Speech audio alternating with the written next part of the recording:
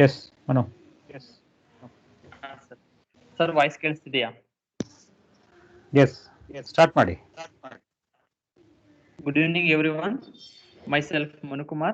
I study in second year MSW Government First Grade College KR Nagar. Today my seminar topic is Employee State Insurance Act 48. The slide.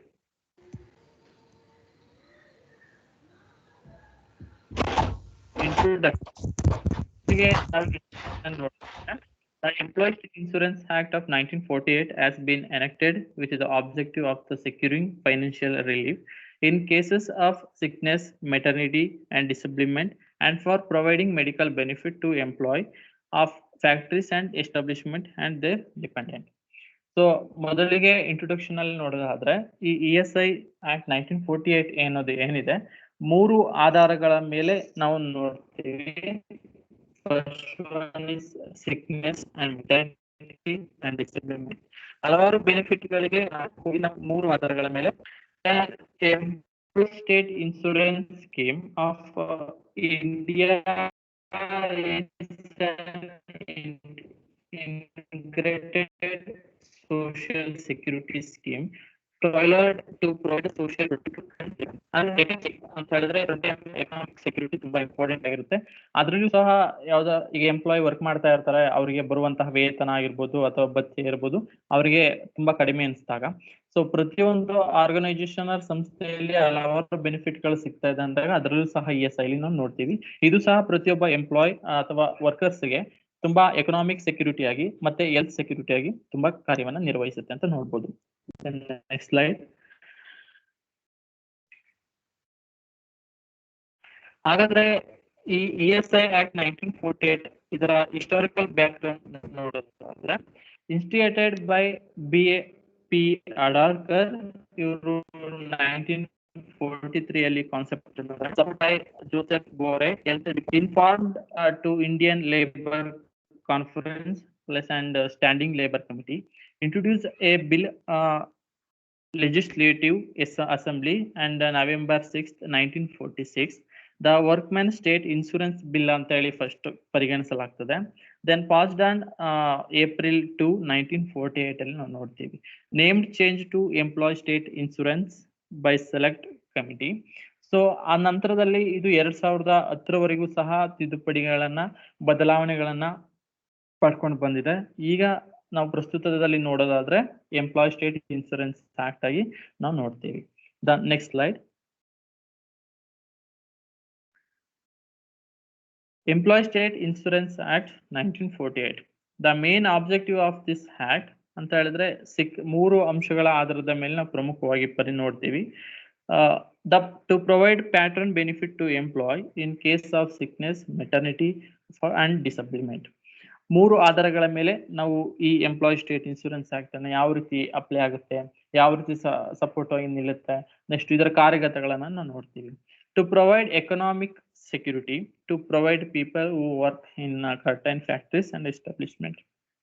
ಯಾವುದೇ ಒಂದು ಸಂಸ್ಥೆ ಆಗಿರ್ಬೋದು ಅಥವಾ ಯಾವುದೇ ಒಂದು institute ಅಲ್ಲಿ ನೋಡೋದಾದ್ರೆ ಪ್ರಥಮ ಬಾರಿಗೆ ಯಾವುದೇ ವ್ಯಕ್ತಿ ಬಂದ ನಂತರದಲ್ಲಿ ನಾವು ಫ್ಯಾಕ್ಟರಿ ಆಕ್ಟ್ 1948 ಅಲ್ಲಿ ನೋಡ್ತೀವಿ, ಅಲ್ಲಿ ರಿಜಿಸ್ಟ್ರೇಷನ್ ಆಗಿರುತ್ತೆ. ನಂತರದಲ್ಲಿ ಇದು ಅಪ್ಲಿಕೇಬಲ್ ಸಹ ಆಗಿರುತ್ತೆ. ಅದರಲ್ಲೂ ಸಹ ಪ್ರೊವೈಡೆಡ್ ಆಗಿ ನೋಡೋದಾದ್ರೆ ಎಕನಾಮಿಕ್ ಸೆಕ್ಯೂರಿಟಿ ತುಂಬಾ ಇಂಪಾರ್ಟೆಂಟ್ ಆಗಿರುತ್ತೆ. ಪ್ರತಿಯೊಬ್ಬ ವ್ಯಕ್ತಿಗೂ ಸಹ ಎಂಪ್ಲಾಯಿಗೂ ಸಹ ಹೆಲ್ತ್ ಅನ್ನೋದು ತುಂಬಾ ಅಮೂಲ್ಯವಾದದ್ದು. ಅದರಲ್ಲಿಯೂ ಆತರಿಗೆ ಆ ಹೆಲ್ತ್ ಅನ್ನ ಕಾಪಾಡಿಕೊಳ್ಳಕ್ಕೆ ಹಲವಾರು ಅಂಶಗಳು ಬೇಕಾಗುತ್ತೆ. ಅದನ್ನ ನಾವು ಎಕನಾಮಿಕ್ ಸೆಕ್ಯೂರಿಟಿ ಮೂಲಕ ನೋಡ್ತೀವಿ. ಹಾಗಾದ್ರೆ ಈ ಆಕ್ಟ್ ಯಾವ್ಯಾವ್ಗೆ ಅಪ್ಲಿಕೇಬಲ್ ಆಗುತ್ತೆ ಅನ್ನೋ ನೋಡೋದಾದ್ರೆ under section 2 column 12 the act is applicable to non seasonal factories employing employee and 10 or more persons ಅಂತ ಹೇಳಿದ್ರೆ ಒಂದು ಆರ್ಗನೈಸೇಷನ್ ಆರ್ ಒಂದು ಸಂಸ್ಥೆಯಲ್ಲಿ 10 ಅಥವಾ 20 ಮೇಲ್ಪಟ್ಟಂತಹ ವ್ಯಕ್ತಿಗಳು ಎಂಪ್ಲಾಯಿಗಳ ಕಾರ್ಯವನ್ನ ನಿರ್ವಹಿಸಿದ್ರೆ ಈ ಆಕ್ಟ್ ಅಪ್ಲೈ ಆಗುತ್ತೆ ಅವರಿಗೆ. ಅದರಲ್ಲಿ ಸಹ seasonal factories ಅಂತ ನೋಡ್ತೀವಿ. Then under section 1 column 5 now of the act the scheme has been extended to shops, hotel, restaurants ಅಂತ ಹೇಳಿದ್ರೆ ಇದು ಶಾಪ್ ಅಂಡ್ ಹೋಟೆಲ್ ರೆಸ್ಟೋರೆಂಟ್ಸ್ ಗಳಿಗೂ ಸಹ ಅಪ್ಲೈ ಆಗುತ್ತೆ. ದೆನ್ ಮೆಡಿಕಲ್ ಇನ್ಸ್ಟಿಟ್ಯೂಷನ್ಸ್ ಗಳಿರುತ್ತೆ, ಅಲ್ಲಿಗೂ ಸಹ ಇದು ಅಪ್ಲೈ ಆಗುತ್ತೆ. ದೆನ್ ಫ್ಯಾಕ್ಟರೀಸ್ ಅಂಡ್ ಇನ್ಸ್ಟಿಟ್ಯೂಷನ್ ಅವ್ರಿಗೂ ಸಹ ಅಪ್ಲೈ ಆಗುತ್ತೆ. Then next slide.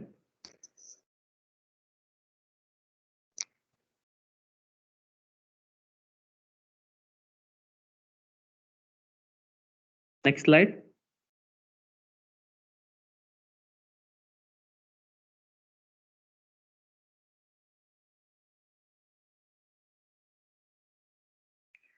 ಹಾಗಾದ್ರೆ ESI ಬೆನಿಫಿಟ್ ಅನ್ನೋದು ಯಾವ್ಯಾವ ಬೆನಿಫಿಟ್ ಗಳನ್ನ ಒಳಪಟ್ಟಿದೆ ಅಂತ ನೋಡೋದಾದ್ರೆ, ಮೊದಲನೇದಾಗಿ ಮೆಡಿಕಲ್ ಬೆನಿಫಿಟ್. ಅಂದ್ರೆ ಪ್ರತಿಯೊಬ್ಬರಿಗೂ ಆರೋಗ್ಯ ಅನ್ನೋದು ತುಂಬಾ ಇಂಪಾರ್ಟೆಂಟ್ ಆಗಿರುತ್ತೆ. ಪ್ರತಿಯೊಬ್ಬ ಎಂಪ್ಲಾಯರ್ ಅಂಡ್ ವರ್ಕರ್ಸ್ ಗಳಿಗೆ ಸಂಬಂಧಪಟ್ಟ ಹಾಗೆ ಮೆಡಿಕಲ್ ಬೆನಿಫಿಟ್ ಅಲ್ಲಿ ಯಾವುದೇ ವ್ಯಕ್ತಿಗೆ ಕಾರ್ಯವನ್ನ ಮಾಡ್ತಾ ಇರ್ತಾರೆ, ಅವ್ರಿಗೆ ಆಕ್ಯುಪೇಷನಲ್ ಡಿಸೀಸಸ್ ಇರ್ಬೋದು, ಅಥವಾ ಅವರ ಆರೋಗ್ಯದ ಸ್ಥಿತಿಗಳು ಸಮಸ್ಯೆಗೆ ಒಳಪಟ್ಟಿರ್ಬೋದು, ಅಥವಾ ಅವರ ಫ್ಯಾಮಿಲಿ ಏನ್ ಅಡಾಪ್ಟ್ ಫಾದರ್ ಅಂಡ್ ಮದರ್ ಇರ್ತಾರೆ ಅವ್ರಿಗೆ ಸಂಬಂಧಪಟ್ಟಿದ್ದ ಕಾಯಿಲೆಗಳಾಗಿರ್ಬೋದು ಅಥವಾ ಸಮಸ್ಯೆಗಳಿರ್ಬೋದು, ಇದ ಪೂರ್ತಿ ಭತ್ಯವನ್ನ ESI ಆಕ್ಟ್ ಮುಖಾಂತರ ನಾವು ನೋಡ್ತೀವಿ, ಇದು ಅಪ್ಲೈ ಆಗುತ್ತೆ. ಸೊ ಮೆಡಿಕಲ್ ಬೆನಿಫಿಟ್ ಅಲ್ಲಿ ಈಗ ಅವರು ಅಡ್ಮಿಟ್ ಆಗ್ತಾರೆ, ನೆಕ್ಸ್ಟ್ ಅಲ್ಲಿನ ಈಗ 2 lakhs ಆಗಿರ್ಬೋದು, 50,000 ಇರ್ಬೋದು, ಈ ರೀತಿ ಅವ್ರಿಗೆ ಮೆಡಿಸಿನ್ಸ್ ಇರ್ಬೋದು, ಟ್ರೀಟ್ಮೆಂಟ್ ಇರ್ಬೋದು, ಅಥವಾ ಅವರ ಸೆಕ್ಯೂರಿಟಿ ಇರ್ಬೋದು, ಈ ಎಲ್ಲಾ ಗಳನ್ನ ನಾವು ಮೆಡಿಕಲ್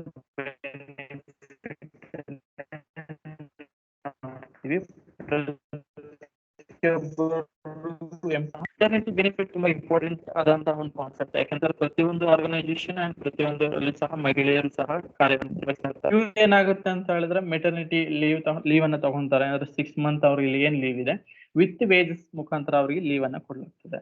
ನಂತರ ಇಲ್ಲ ಅಂತ ಹೇಳಿದ್ರೆ ಈಗ ಅಡಾಪ್ಟ್ ಇದು ದತ್ತುವನ್ನ ತಗೊಂಡಿರ್ತಾರೆ, ದತ್ತುವನ್ನ ತಗೊಂಡು ಸಾಕ್ಬೇಕಾಗಿರುತ್ತೆ, ಅವರಿಗೂ ಸಹ ಆ ಕಾಲಾವಧಿಗೆ ಸಂಬಂಧಪಟ್ಟಂತ ವೇಜಸ್, ಭತ್ಯೆ ಮತ್ತು ಅವರ ಸೆಕ್ಯೂರಿಟಿ ಏನಿದೆ ಅದನ್ನ ನಾವು ಮೆಟರ್ನಿಟಿ ಬೆನಿಫಿಟ್ ಅಲ್ಲಿ ನೋಡ್ತೀವಿ.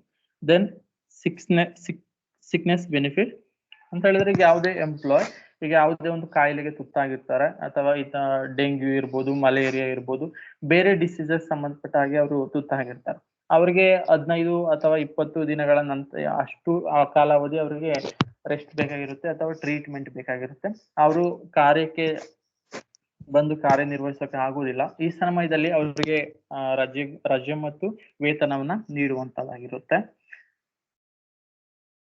Benefit for ಡಿಸಬ್ಲಿಮೆಂಟ್. ಈಗ ಡಿಸಬ್ಲಿಮೆಂಟ್ ಆಗಿರ್ತಾರೆ, ಈಗ ಅಂಗವೈಕಲ್ಯನ ಹೊಂದಿರ್ತಾರೆ, ಅಥವಾ ಏನಾದ್ರು ಕಾಲ್ ಇಂಜುರಿ ಆಗಿರುತ್ತೆ, ಕಾಲ್ ಕಟ್ ಆಗಿರುತ್ತೆ, ಅಥವಾ ಬೇರೆ ಯಾವ್ದಾದ್ರು ಡಿಸಿಬಿಲಿಟಿ ಅವರು ಒಳಗಾಗಿರ್ತಾರೆ. ಈ ಸಂದರ್ಭದಲ್ಲಿ ಸಹ ಅವ್ರಿಗೆ ವಿತ್ ಟ್ರೀಟ್ಮೆಂಟ್ ಇರುತ್ತೆ, ವಿತ್ ಅವ್ರಿಗೆ ಏನ್ ವೆಚ್ಚವನ್ನ ಕೊಡ್ಬೇಕಾಗಿರುತ್ತೆ ಅದನ್ನ ಕೊಡುತ್ತೆ. ನೆಕ್ಸ್ಟ್ ಅವರ ಭತ್ಯೆ ಏನಿರುತ್ತೆ, ನೆಕ್ಸ್ಟ್ ವೇತನ ಏನಿರುತ್ತೆ ಅದನ್ನು ಸಹ ಲೀವ್ ವಿತ್ ವೇತನವನ್ನ ಕೊಡಲಾಗ್ತದೆ. Benefit for unemployment. ಇಲ್ಲಿ ಅನ್ಎಂಪ್ಲಾಯ್ಮೆಂಟ್ ನೋಡಿದ್ರೆ, ಸೇ ಫಾರ್ ಎಕ್ಸಾಂಪಲ್ ಈಗ ಯಾವುದೇ ವ್ಯಕ್ತಿ ಅವರು ಕಾರ್ಯವನ್ನ ನಿರ್ವಹಿಸುವಾಗ ಅಥವಾ ಒಂದು ಕಾಲನ್ನ ಕಳ್ಕೊಂಡಿರ್ತಾರೆ, ಅಥವಾ ಏನಾದ್ರು ಬೇರೆ ಅಂಗಗಳನ್ನ ಕಳ್ಕೊಂಡಿರ್ತಾರೆ, ಅಥವಾ ಬೇರೆ ಸಮಸ್ಯೆ ಆಗಿರುತ್ತೆ, ಆಗ ಅವ್ರ ಮನೇಲಿ ಇರ್ತಾರೆ. ಆ ಸಂದರ್ಭದಲ್ಲಿ ನಾವು ಅವ್ರನ್ನ ಎಂಪ್ಲಾಯಿ ಅಂತ ಕರೆಯಕ್ಕಾಗಲ್ಲ, ಅನ್ಎಂಪ್ಲಾಯ್ಮೆಂಟ್ ಅಂತಾನೆ ಕರೆಯಕ್ಕಾಗುತ್ತೆ. ಸೊ ಆ ಸಂದರ್ಭದಲ್ಲಿ ಏನಾಗುತ್ತೆ, ಅವ್ರು ಬಂದು ಸಂಸ್ಥೆಯಲ್ಲಿ ಕಾರ್ಯವನ್ನ ಮಾಡಕ್ ಆಗೋದಿಲ್ಲ, ಅಥವಾ ಬೇರೆ ಕಾರ್ಯಗಳನ್ನ ಬೇರೆ ಕಡೆನೂ ಹೋಗಿ ಅವ್ರು ಮಾಡಕ್ ಆಗೋದಿಲ್ಲ. ಈ ಸಂದರ್ಭದಲ್ಲಿ ಅವ್ರನ್ನ ಅನ್ಎಂಪ್ಲಾಯ್ಮೆಂಟ್ ಅಂತ ಹೇಳಿ ಅವ್ರಿಗೆ ಏನ್ ವೇತನವನ್ನ ಕೊಡಕ್ಕಾಗುತ್ತೆ, ನೆಕ್ಸ್ಟ್ ಅವ್ರಿಗೆ ಟ್ರೀಟ್ಮೆಂಟ್ ಏನನ್ನೇ ಬೇಕಾಗುತ್ತೆ, ನೆಕ್ಸ್ಟ್ ಅವರ ಕುಟುಂಬಕ್ಕೆ ಸಂಬಂಧಪಟ್ಟಂತಹ ಸೌಲಭ್ಯಗಳನ್ನ ಏನು ಒದಗಿಸಬೇಕಾಗಿರುತ್ತೆ, ಟ್ರೀಟ್ಮೆಂಟ್ ಸಂಬಂಧಪಟ್ಟ ಆಗಿರ್ಬೋದು, ಅಥವಾ ಬೇರೆ ಸಂಬಂಧಪಟ್ಟಂತಹ ಅವಶ್ಯಕತೆಗಳನ್ನ ಒದಗಿಸ್ತಕ್ಕಂಥದ್ದು. Benefit for dependence. ಈಗ ಆ ವ್ಯಕ್ತಿಯ ಮೇಲೆ ಡಿಪೆಂಡೆಂಟ್ ಆಗಿರ್ತಾರೆ, ಅಥವಾ ಅವರು ಡಿಪೆಂಡೆಂಟ್ ಆಗಿರ್ತಾರೆ, ಸೊ ಅಂತವ್ರಿಗೂ ಸಹ ಈ ESI ಆಕ್ಟ್ ಅಪ್ಲಿಕೇಬಲ್ ಆಗುತ್ತೆ. Then insurance coverage. Insurance coverage ಅಲ್ಲಿ ನೋಡ್ಬೇಕಾದ್ರೆ, ಈಗ ಹ್ಯಾಂಡಿಕ್ಯಾಪ್ಟ್ ಇರ್ತಾರೆ, ಹ್ಯಾಂಡಿಕ್ಯಾಪ್ಟ್ ಈಗ ಬ್ಲೈಂಡ್ ಇರ್ತಾರೆ, ಒಂದ್ ಕಣ್ ಕಾಣುತ್ತೆ ಇನ್ನೊಂದ್ ಕಣ್ ಕಾಣಲ್ಲ, ಬಟ್ ಅವ್ರ ಕಾರ್ಯವನ್ನ ನಿರ್ವಹಿಸ್ತಾ ಇರ್ತಾರೆ. ಬಟ್ ಬೇರೆ ಒಂದು ಹ್ಯಾಂಡಿಕ್ಯಾಪ್ಟ್ ಅಲ್ಲಿ ಅವರು ಕಾರ್ಯವನ್ನ ನಿರ್ವಹಿಸ್ತಾರೆ. ಆ ಒಂದು ಈ ಸ್ಕೀಮ್ ಅಡಿಯಲ್ಲಿ ಅವ್ರಿಗೆ ಇನ್ಶೂರೆನ್ಸ್ ಕವರೇಜ್ ಅಂತ ಹೇಳ್ಬಿಟ್ಟು ಅವ್ರದೇ ಆದಂತಹ ಒಂದು ಇನ್ಶೂರೆನ್ಸ್ ಅನ್ನ ಮಾಡಿಸೋದಾಗಿರ್ಬೋದು, ಅವ್ರಿಗೆ ಆ ಇನ್ಶೂರೆನ್ಸ್ ಅಲ್ಲಿ ವಾರ್ಷಿಕವಾಗಿರಬಹುದು, ತಿಂಗಳಿಗೆ ಸಂಬಂಧಪಟ್ಟಂತಹ ವೆಚ್ಚಗಳನ್ನ ಭರಿಸ್ತಕ್ಕಂಥದ್ದು ಆಗಿರುತ್ತೆ. ಇನ್ಶೂರೆನ್ಸ್ ನೋಡಿದಾಗ ಈಗ ಯಾವುದೇ ವ್ಯಕ್ತಿ ಯಾವುದೋ ಒಂದು ಡಿಸೀಸ್ಗೆ ಸಂಬಂಧಪಟ್ಟಿರ್ತಾರೆ, ಅವ್ರಿಗೆ ಟ್ರೀಟ್ಮೆಂಟ್ ಎಲ್ಲ ಕೊಟ್ಟಿಯೂ ಸಹ ಅದಕ್ಕೆ ಆಗೋದಿಲ್ಲ. ಈಗ ಡೆತ್ ಆಗ್ಬಿಡ್ತಾರೆ ಸಂಬಂಧಪಟ್ಟ ಹಾಗೆ.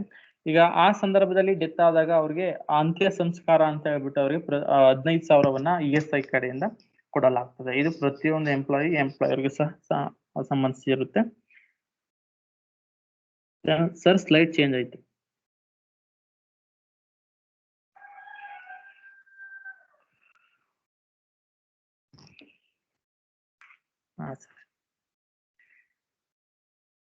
ದೆನ್ ವೊಕೇಶನಲ್ ರಿಹ್ಯಾಬಿಲಿಟೇಷನ್, ವೃತ್ತಿಪರ ಪುನರ್ವಸತಿ ಅಂತ ಹೇಳಿದ್ರೆ ಸ್ವಸಹಾಯ ವೃತ್ತಿಗಳನ್ನು ರೂಪಿಸಿಕೊಳ್ಳೋದು. Say for example RUDSET ಸಂಸ್ಥೆ ಇದೆ, ಆ ರೀತಿ ಸಂಬಂಧಪಟ್ಟ ಹಾಗೆ ವೊಕೇಶನಲ್ ರಿಹ್ಯಾಬಿಲಿಟೇಷನ್ಸ್ ಅನ್ನು ನೋಡ್ತೀವಿ. ಈಗ ಎಂಪ್ಲಾಯ್ಗಳಲ್ಲಿ ಡ್ರಿಂಕ್ಸ್ ಮಾಡೋರು ಸಹ ಹಲವಾರು ಎಂಪ್ಲಾಯ್ಗಳನ್ನ ನೋಡ್ತೀವಿ. ಆ ಸಂದರ್ಭದಲ್ಲಿ ಏನಾಗುತ್ತೆ, ಅವ್ರಿಗೆ ಡ್ರಿಂಕ್ಸ್ ಅನ್ನ ಬಿಡಿಸ್ಬೇಕು ಅಥವಾ ಬೇರೆ ಕಾರ್ಯಗತಿಗೆ ತರಬೇಕು ಅಂತಂದಾಗ ಅವ್ರಿಗೆ ಥೆರಪಿಗಳನ್ನು ಕೊಡ್ಸೋದಾಗಿರ್ಬೋದು ಅಥವಾ ಬೇರೆ ರಿಹ್ಯಾಬಿಲಿಟೇಷನ್ಗೆ ಒಳಪಟ್ಟಿರುತ್ತೆ. ಅಥವಾ ಈಗ ಟೈಲರಿಂಗ್ ಜೊತೆಗೆ ಟೈಲರಿಂಗ್ ಕೊಡೋದಾಗಿರ್ಬೋದು ಮಹಿಳೆಯರಿಗೆ, ಅಥವಾ ಬೇರೆ ಕಾರ್ಯಗಳನ್ನ ತೊಡಗಿಸ್ದಾಗಿರ್ಬೋದು. ಸ್ವಸಹಾಯ ವೃತ್ತಿಗಳಿಗೆ ಸಂಬಂಧಪಟ್ಟಂಗೆ ಅವರಿಗೆ ESI ಕಡೆಯಿಂದ ಅವರಿಗೆ ಸವಲತ್ತನ್ನ ಒದಗಿಸಿಕೊಡುತ್ತದೆ. ಇದನ್ನ ನಾವು ವೊಕೇಶನಲ್ ರಿಹ್ಯಾಬಿಲಿಟೇಷನ್ ಅಂತ ಹೇಳಿ ಕರಿತೀವಿ. Then physical rehabilitation. Physical rehabilitation ಅಲ್ಲಿ ಈಗ ಅಂಗವೈಕಲ್ಯದಿಂದ ಹೊಂದಿರ್ತಾರೆ, ಅವ್ರಿಗೆ ನಡೆಯಕ್ ಆಗಲ್ಲ, ಈಗ ವೀಲ್ ಚೇರ್ ಬೇಕಾಗಿರುತ್ತೆ, ಅಥವಾ ಕಣ್ ಪ್ರಾಬ್ಲಮ್ ಆಗಿರುತ್ತೆ, ಅವ್ರಿಗೆ ಕೋಲೆಲ್ಲ ಕೊಡಬೇಕಾಗಿರುತ್ತೆ, ಅಥವಾ ಬೇರೆ ಯಾವ್ದು ಬಾಡಿ ಫಂಕ್ಷನ್ಸ್ ಅಲ್ಲಿ ಅವ್ರಿಗೆ ತೊಂದರೆ ಆಗಿರುತ್ತೆ. ಈ ಸಂಬಂಧಪಟ್ಟಂಗೆ ಫಿಸಿಕಲ್ಗೆ ಅವ್ರಿಗೆ ಏನ್ ಸೌಲಭ್ಯಗಳು ಬೇಕು, ಅವರು ದಿನನಿತ್ಯದ ಒಂದು ಚಟುವಟಿಕೆ ಏನೇನ್ ಸೌಲಭ್ಯಗಳು ಬೇಕು ಫಿಸಿಕಲ್ ಆಗಿ, ಈ ರೀತಿಯ ಅಂಶಗಳನ್ನ ಒದಗಿಸ್ತಕ್ಕಂಥದ್ದಾಗಿರುತ್ತೆ. ಇದು physical rehabilitation. Old age medical care.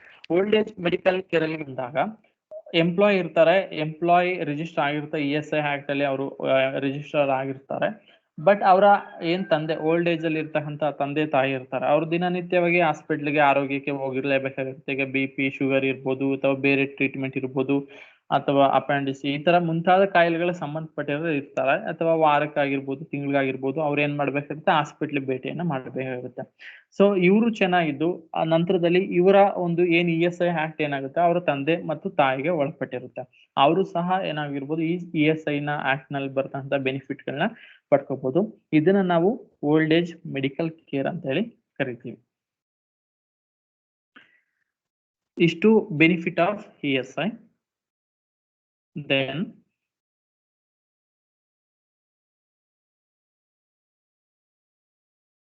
Next slide.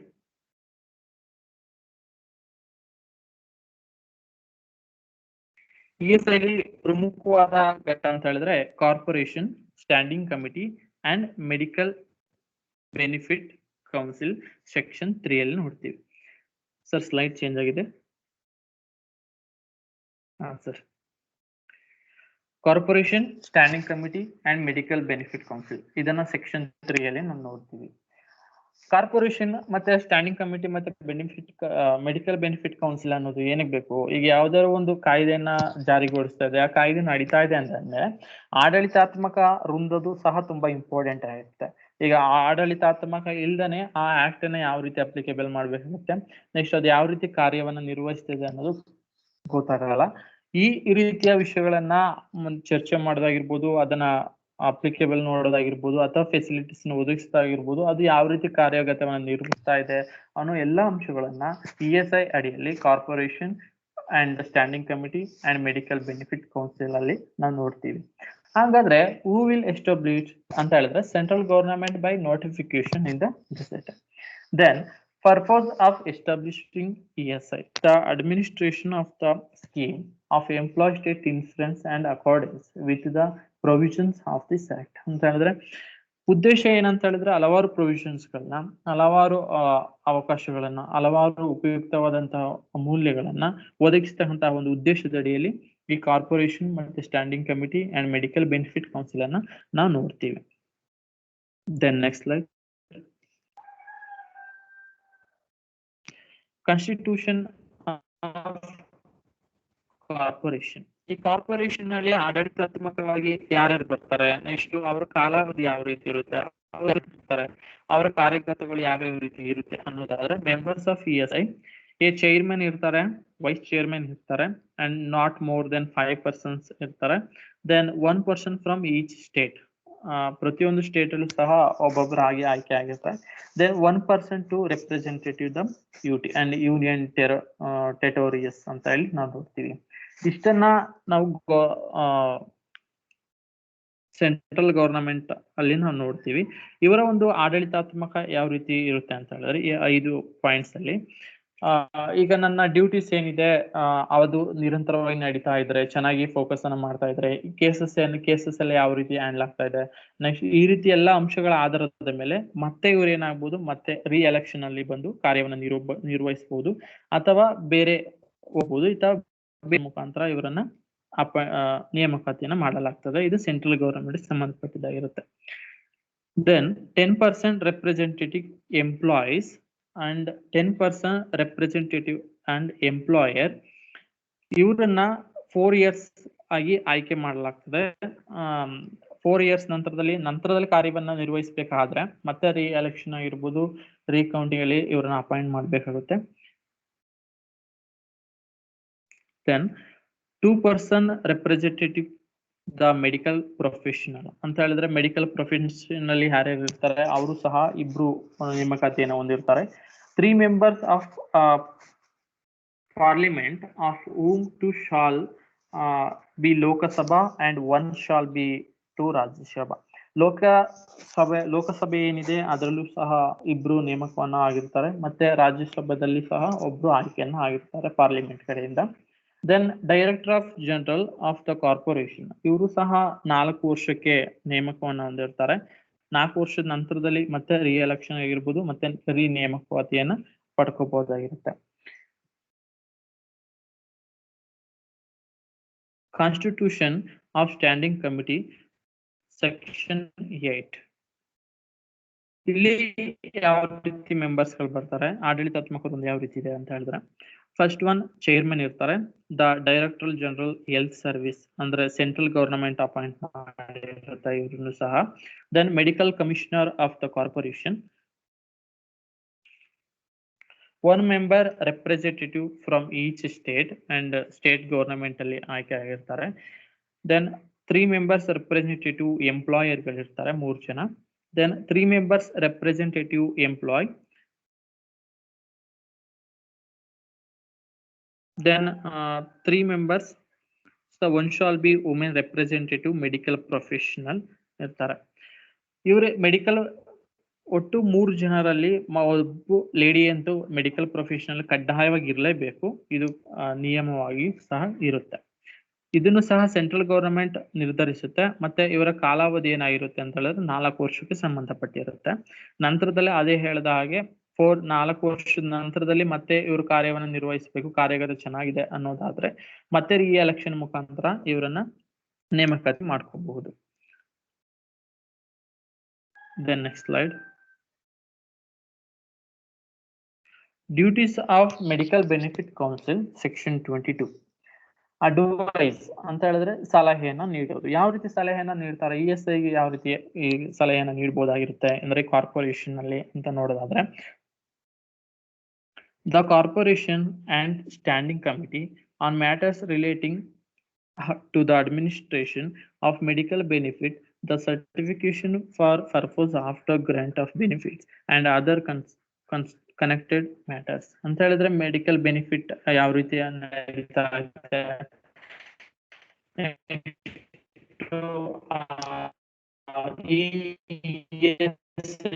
ಸಂಬಂಧಪಟ್ಟಂತಹ ಡ್ಯೂಟೀಸ್ ಉದ್ದೇಶಗಳಿರ್ಬೋದು, ಯಾವ ಕಂಟೆಂಟ್ ಮಾಡಬೇಕಾಗಿರುತ್ತೆ, ಇದೇ ಕಾರ್ಪೊರೇಷನ್ ಏನಾಗುತ್ತೆ ಆ ಸಲಹೆಗಳನ್ನ ನೀಡಬೇಕಾಗಿರುತ್ತೆ. ದೆನ್ ಇನ್ವೆಸ್ಟಿಗೇಷನ್ ಅಲ್ಲಿ ನಾವು ನೋಡ್ತೀವಿ, ಈಗ ESI ಗೆ ಸಂಬಂಧಪಟ್ಟ ಯಾವ ರೀತಿ ಇರ್ಬೋದು, ಫೈಲ್ಸ್ ಇರ್ಬೋದು, ಬುಕ್ಸ್ ಗಳು ಯಾವ್ಯಾವ ರೀತಿ ಇದೆ, ನೆಕ್ಸ್ಟ್ ಅವರ ದಾಖಲಾತಿಗಳು ಯಾವ್ಯಾವ ರೀತಿಯನ್ನ ನೋಡ್ತೀವಿ. ಇದೆಲ್ಲವನ್ನ ಇನ್ವೆಸ್ಟಿಗೇಷನ್ ಮಾಡುವಂತಹ ಪಾತ್ರದಲ್ಲಿ ಕಾರ್ಪೊರೇಷನ್ ಕಾರ್ಯವನ್ನು ನಿರ್ವಹಿಸುತ್ತೆ. Then perform such other duties in connection with medical treatment, rules and regulations ಆಗಿರ್ಬೋದು, ಟ್ರೀಟ್ಮೆಂಟ್ ಅಂಡ್ ಅಟೆಂಡೆನ್ಸ್ ಗಳನ್ನ ಕ್ರೋಢೀಕರಿಸುವ ಮತ್ತು ಅದನ್ನು ಇನ್ವೆಸ್ಟಿಗೇಷನ್ ಮಾಡುವಂತಹ ಒಂದು ಕಾರ್ಯವನ್ನ ಈ ಕಾರ್ಪೊರೇಷನ್ ನಲ್ಲಿ ಬರತಕ್ಕಂತಹ ಮೆಡಿಕಲ್ ಬೆನಿಫಿಟ್ ಕೌನ್ಸಿಲ್ ಏನಿದೆ ಸೆಕ್ಷನ್ 22 ರವರ ಪ್ರಕಾರ ಇದನ್ನ ಮಾಡಲಾಗ್ತದೆ. Then next slide.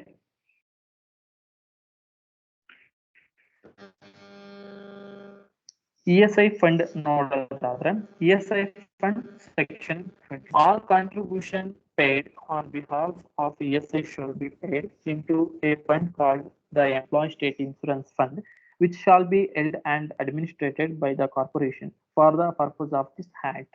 ಅಂತ ಹೇಳಿದ್ರೆ ಈ ESI act ಗೆ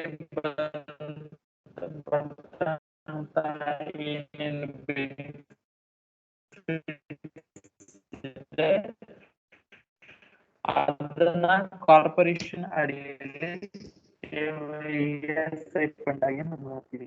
ಇದು ಏನಾಗುತ್ತೆ ಅಂತಂದ್ರೆ ಯಾವ್ಯಾವ ಇನ್ಶೂರೆನ್ಸ್ ಫಂಡ್ ಇರ್ಬೋದು ಅಥವಾ ಬೇರೆ fund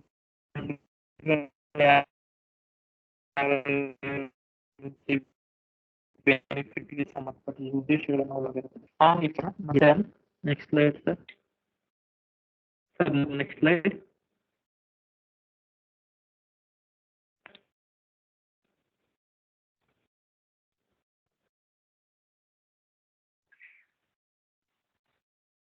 purpose of fund expenditure section. ಹಾಗಾದ್ರೆ ಫಂಡ್ ಕೊಡುವಂತಹ ಅಂಶ ಏನಿರುತ್ತೆ ಅಂದ್ರೆ ಫಸ್ಟ್ ಒಂದು ಮೆಡಿಕಲ್ ಬೆನಿಫಿಟ್ ಇರ್ಬೋದು, then family provision medical benefit on their family.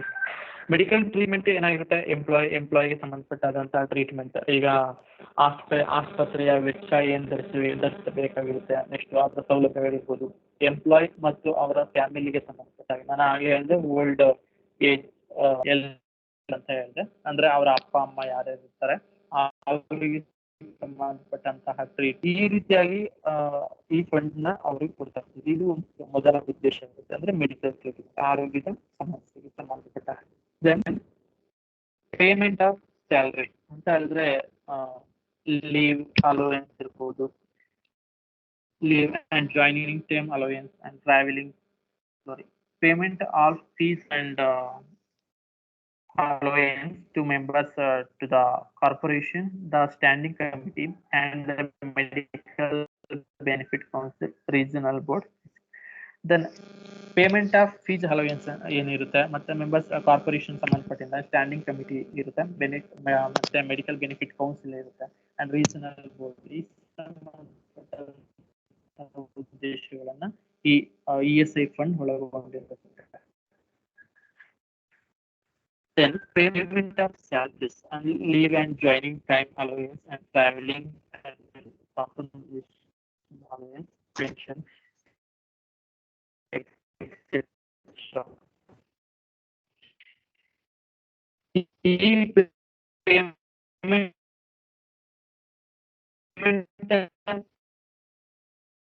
ಸ್ಯಾಲರಿಯಲ್ಲಿ leave ಅಂದ್ರೆ ರಜೆನ ತಗೊಳ್ಕೋಬೇಕಾಗುತ್ತೆ. ಈಗ ನಾನು ಆಗಲೇ ಫಾರ್ ಎಕ್ಸಾಂಪಲ್ ಸಿಕ್ನೆಸ್ ಅಂತ ಹೇಳಿದ್ರೆ ಯಾವುದೋ ಒಂದು ಕಾಯಿಲೆಗೆ ಸಂಬಂಧಪಟ್ಟ ಟ್ರೀಟ್ಮೆಂಟ್ ತಗೋತಾ ಇರ್ತಾರೆ. ಅವರು ಒಂದು ತಿಂಗಳಾಗಿರ್ಬೋದು, 20 ದಿನ ಅವರು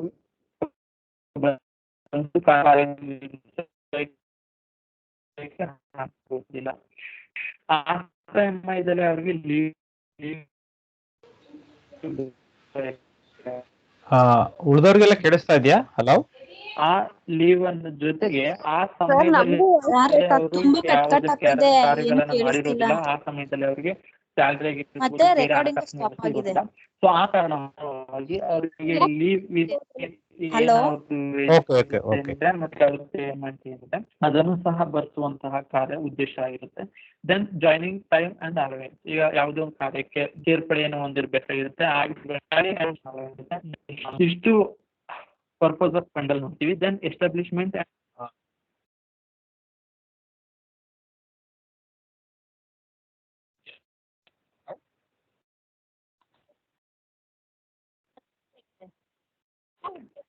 ಸರ್ ಕ್ಲಿಯರ್ ಕೇಳಿಸ್ತಿಲ್ವಾ? Hello hello sir.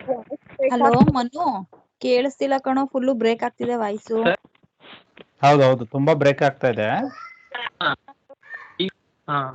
ನೆಟ್ವರ್ಕ್ ತುಂಬಾ ಇಶ್ಯೂ ಇದೆ ಅನ್ಸುತ್ತೆ ಸರ್. ಮೊದಲಿಂದ ಮಾಡ್ಲಾ? ಇಲ್ಲ ಪರವಾಗಿಲ್ಲ. ಈಗ ಲಾಸ್ಟ್ ಒಂದು ಸ್ಲೈಡ್ ಅಷ್ಟೇ. ಹಾಂ ಸರ್ ಕಂಟಿನ್ಯೂ ಮಾಡಲಾ? ಕಂಟಿನ್ಯೂ ಮಾಡಿ. Then establishment of and maintenance hospitals and dispensarios and other institutions ಏನಿದೆ ಅದರ ಮೇಂಟೆನೆನ್ಸ್ ಅನ್ನು ನೋಡ್ಕೋಬೇಕಾಗುತ್ತೆ. ಈಗ ಕೆಲವು ಮೆಡಿಕಲ್ ಇನ್ಸ್ಟಿಟ್ಯೂಷನ್ಸ್ ಇರುತ್ತೆ, ಅದರ ಒಂದು ಅಲ್ಲಿಗೆ ಏನೇನು ಮೇಂಟೆನೆನ್ಸ್ ಬೇಕು. Then cost of auditing and accounts section. So next slide.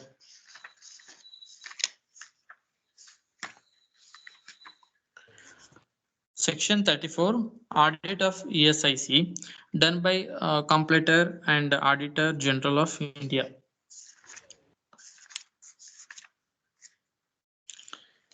Section 34 ಪ್ರಕಾರ Auditor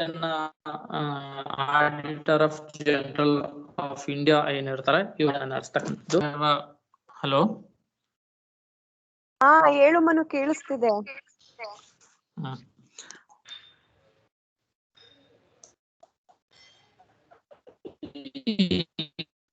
ಏನೇ ಕಾರ್ಯಗತಗಳನ್ನ ನಡೆದಿರುತ್ತೆ ಅಂತ ನಾವು ನೋಡಿರ್ತೀವಲ್ವಾ, ಸೊ ಅದಕ್ಕೆ ಸಂಬಂಧಪಟ್ಟಂತಹ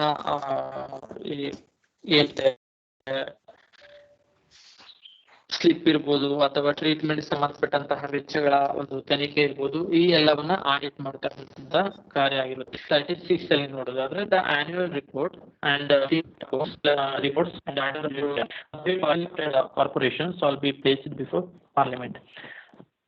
ಆನ್ಯುವಲ್ ರಿಪೋರ್ಟ್ ಏನಾಗಿರುತ್ತೆ, ಆನ್ಯುವಲ್ ರಿಪೋರ್ಟ್ ಅನ್ನು ನೋಡ್ತೀವಿ. ದೆನ್ ಆಡಿಟ್ ಅಲ್ಲಿ ಅಕೌಂಟ್ಸ್ ಗಳನ್ನ ನೋಡ್ತೀವಿ ಅಂಡ್ ರಿಪೋರ್ಟ್ಸ್ ಗಳನ್ನ ನಾವು ಆಡಿಟ್ ಮಾಡ್ಬೇಕಾಗುತ್ತೆ. Then auditor general of India ಏನ್ ಮಾಡ್ತಾರೆ, ಇದನ್ನ ಆಡಿಟ್ ಮಾಡ್ಬೇಕಾಗುತ್ತೆ. ದೆನ್ ನಂತರದಲ್ಲಿ ಆಡಿಟ್ ಆದ ನಂತರದಲ್ಲಿ ನೆಕ್ಸ್ಟ್ ಬಜೆಟ್ ಏನಿರುತ್ತೆ, ನೆಕ್ಸ್ಟ್ ಏನೇನು ಅಡಾಪ್ಟ್ ಮಾಡ್ಕೋಬಹುದಾಗಿರುತ್ತೆ, ನೆಕ್ಸ್ಟ್ ಬಜೆಟ್ ಯಾವ ರೀತಿ ಆಗಿರುತ್ತೆ ಅನ್ನೋದನ್ನ ಪ್ರಮುಖವಾಗಿ ನಾವು ನೋಡ್ತೀವಿ. Then section 37 ಅಲ್ಲಿ audit and rehabilitation in every 3 years ಅಂತ ಹೇಳಿದ್ರೆ 3 ವರ್ಷಕ್ಕೊಮ್ಮೆ ವ್ಯಾಲ್ಯೂಯೇಷನ್ ಅಂಡ್ ಆಡಿಟ್ ರಿಹ್ಯಾಬಿಲಿಟೇಷನ್ಸ್ ಅನ್ನ ನೋಡ್ತೀವಿ. ದೆನ್ ಸಂಪೂರ್ಣವಾಗಿ ಇವ್ಯಾಲ್ಯೂಯೇಷನ್ ನೋಡುವಾಗ ಪ್ರತಿಯೊಂದು ಏನ್ ರೆಸಿಪ್ಟ್ ಇರ್ಬೋದು ಅಥವಾ ಫೀಸ್ ಏನೇನ್ಸ್ ಇರ್ಬೋದು, ನೆಕ್ಸ್ಟ್ ಯಾವ ರೀತಿ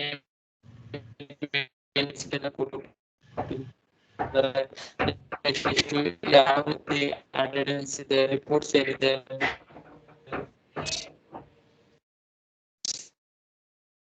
ಫೈಲ್ಗಳೆಲ್ಲ ಯಾವ ರೀತಿ ಇದೆ ಅನ್ನೋದನ್ನ ಸಂಪೂರ್ಣವಾಗಿ ನೋಡ್ತಕ್ಕಂಥ ಕಾರ್ಯವನ್ನ ಇನ್ಶೂರೆನ್ಸ್ ಕೋರ್ಟ್ ಅಪೀಲ್ಗಳನ್ನ ಮಂಡನೆ ಮಾಡ್ತಕ್ಕಂತಹ ಒಂದು ಕೋರ್ಟ್ ಆಗಿರುತ್ತೆ. ದೆನ್ ಈ ಕೋರ್ಟ್ ಅಲ್ಲಿ ಏನಾಗಿರುತ್ತೆ ಅಂತ ಹೇಳಿದ್ರೆ, ಯಾವ್ದಾದ್ರು ಅಪೀಲ್ಗಳ ಮೊಕದ್ದಮೆಗಳಾಗಿದ್ರೆ ಅಥವಾ ಈಗ ESI ಆಕ್ಟ್ ಸರಿಯಾಗಿ ಬೆನಿಫಿಟ್ ಸಿಗ್ತಾ ಇಲ್ಲ ಅಥವಾ ಸರಿಯಾಗಿ ಕಾರ್ಯನಿರ್ವಹಿಸ್ತಾ ಇಲ್ಲ ಕೆಲವು ಸಮಸ್ಯೆಗಳನ್ನು ಒಳಪಟ್ಟಿರ್ತಕ್ಕಂಥದ್ದಾಗಿರುತ್ತೆ ಅನ್ನೋ ಸಂದರ್ಭದಲ್ಲಿ ಏನಾಗುತ್ತೆ ಅಂತ ಹೇಳಿದ್ರೆ ESI ಕಾರ್ಪೊರೇಷನ್ ಮುಖಾಂತರ ನಾವೇನಾಗಿರುತ್ತೆ ಅಂತ ಹೇಳಿದ್ರೆ ಕೋರ್ಟ್ಗೆ ಅಪೀಲನ್ನ ಮುಂದೂಡಬಹುದಾಗಿರುತ್ತೆ. Then next slide.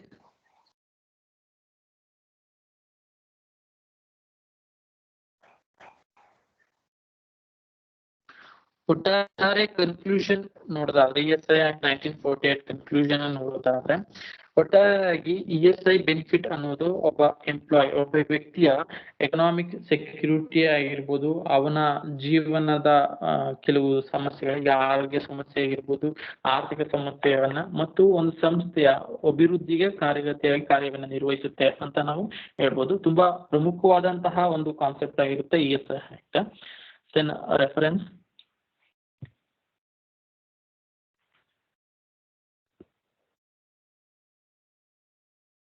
Sir, next slide.